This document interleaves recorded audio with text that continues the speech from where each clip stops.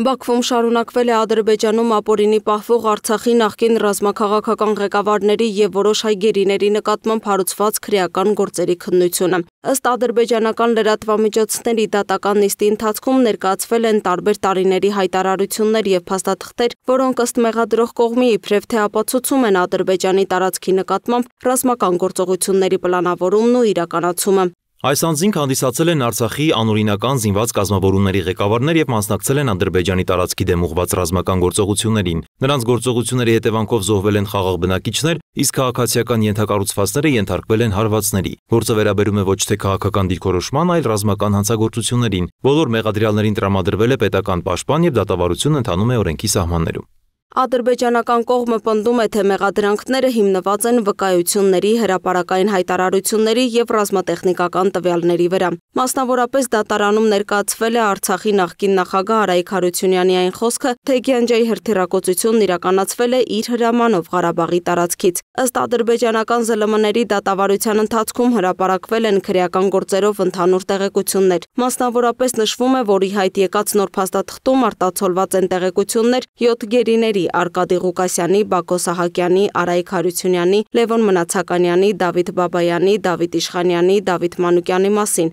այդ թվում 1990-ականների սկզբից նրանց պաշտոնները, մասնակցությունը 2016 թվականի ապրիլյան մարտերին, 2020 թվականի 44-օրյա պատերազմին։ Սակայն հայկական կողմն ու միջազգային իրավապաշտպան կառույցները շարունակում են աշխարհին ներկայացնել ընթացող այդ դատավարությունների շինծու լինելը, որոնք ընդամենը քաղաքական հաշվեհարդարի դրսևորումներ են։ Ադրբեջանը հայ պատանդներին զրկում է անկախ փաստաբաններ ունենալու հնարավորությունից։ Դատավարությունները ոչ անաչառ են, ոչ էլ անկախ։ Դրանք նման են նվաստացման բեմականացված ծեսերի։ Բաքուն անգամ մերժել է իմ որպես միեդի լիազորված ներկայացուցչի գերիների հետ հանդիպելու խնդրանքը։ 5 տարի շարունակ այդ հանդիպումների թիվը 0 է։ Իրավապաշտպանի խոսքով այս գործընթացը հակասում է Ժնևյան կոնվենցիաների պահանջներին, քանի որ հայ գերիները փաստացի գտնվում են քաղաքական պատանդի կարգավիճակում։ Իսկ Ադրբեջանի կառավարությունը վստահեցնում է, թե հայ բանտարկյալներն օգտվում են բոլոր իրավունքներից, այդ թվում փաստաբանների հետ կապ հաստատելու հնարավորությունից։ Միջազգային իրավունքի փորձագետները ևս նշում են, որ եթե դատարանը չի ապահովում անկախ պաշտպանություն և միջազգային դիտորդների ներկայություն,